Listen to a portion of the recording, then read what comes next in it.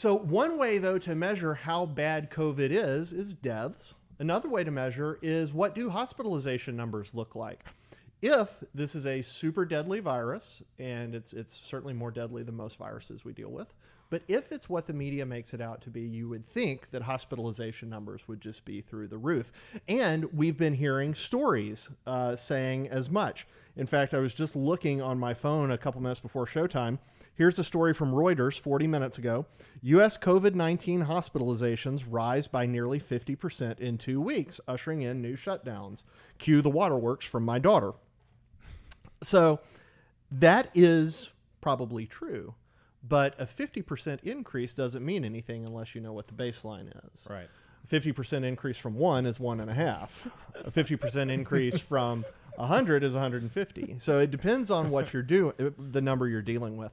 So I want to share with you folks average hospitalization rates for the last 3 years in different states, and how many people are in those hospitals in those states have been in there from November 1st through the 9th.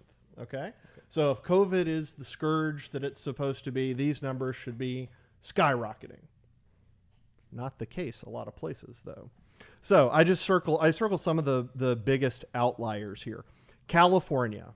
California shut down. The only person allowed to do anything in California is Gavin Newsom. Right. His winery can operate. He can go to Hawaii. He can go out and eat. Don't worry about Gavin. He is okay. But for the rest of Californians, they're homebound now. So for the last 3 years, 2016 through 18, the average number of people hospitalized per day in California was 45,750. 45,750. The average number hospitalized in the last week, November 1st through the 9th, was 43,245.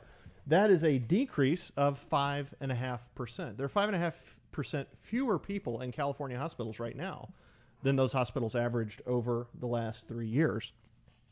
That is fascinating. Look at Georgia. Very similar story.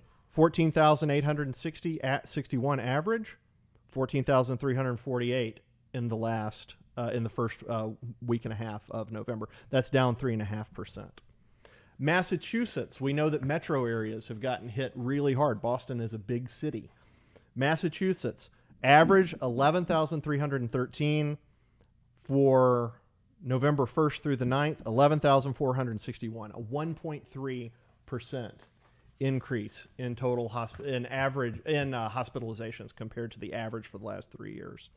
There are a couple that are high. Pennsylvania, 18,546 for the last 3 years, the average. November 1st through 9th, 23,311. They're up 25.7%. That's a big number. Yeah. That's something that should be worrisome. But when you go down the list, and this list was published by Justin Hart. He pulled the data from the American Hospital Association Data Hub and the HHS Protect system. You can go look for this data yourself if you want to. We're working on putting a story together on this right now. We've been talking about it earlier today. But here's the point, folks.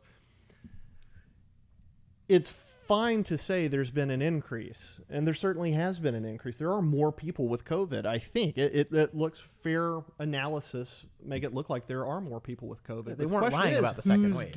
Right. Yeah. The question is who's getting it, and what are the repercussions of it being gotten? Yeah. If you've got a lot of younger people getting it now, we know that it kind of ravaged, compared to other viruses, it sort of ravaged the elderly earlier on. It makes sense that more younger people would be getting it now. We also know they're healthier. They have fewer comorbidities. It's much more likely that they'll do okay with it. My wife and I, we both are 99% sure we had it before anybody knew what it was. It was back in January. And we felt like death for a couple of days, but after that, we were okay. So I guess my question to you guys is this unexpected?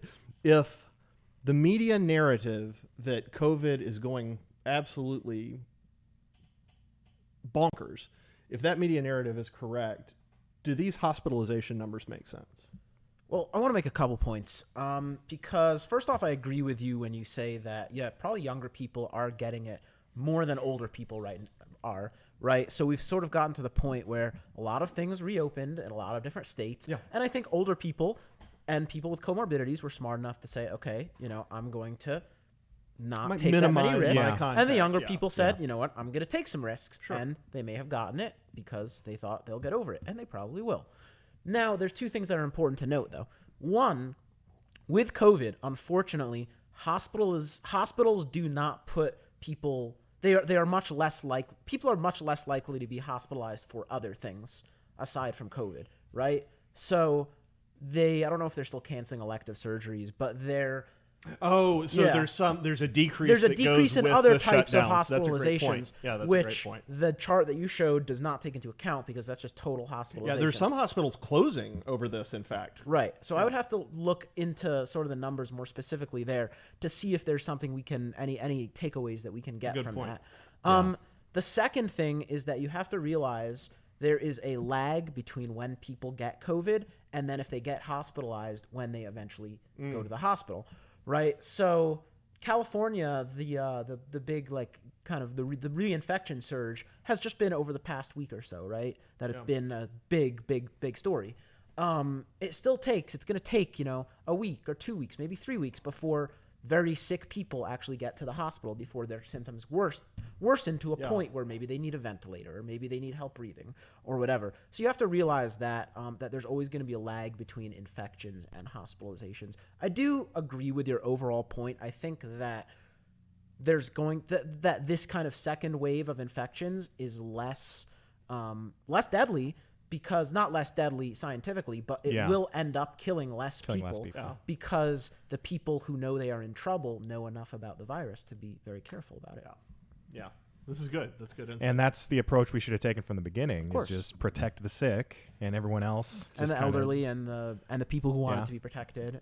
And don't, use overly intrusive lockdowns to destroy the economy with the hope that you're going to slow it down.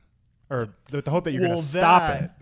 That you're going to stop. Right. Stop it. Right. And a lot of people are saying, or reasonable people have said, hey, look, the idea of stopping the virus, that's a dumb idea. We're not going to stop it. We haven't stopped the common cold. You can't stop chicken pox until we get a hyper effective vaccine. We're not going to be able to stop it. The goal should be to mitigate, minimize, and protect the most vulnerable populations. Yeah. And if we had done that, we probably would have seen way less deaths from the beginning of this, but unfortunately there were a lot of governors like in New York, Governor Cuomo, who sent the sick Cuomo, my former into back into elderly homes where they spread it, and pile them in there. The percentage of people that died that were elderly or in elderly homes, I don't remember what it exactly was, but it was extremely high, and it's just that's due to just malfeasance by the people that are supposedly trying to protect us. Yeah, malfeasance, and then truly no accountability for it. He goes on CNN, and his brother just fawns over him and his leadership and how wonderful he is.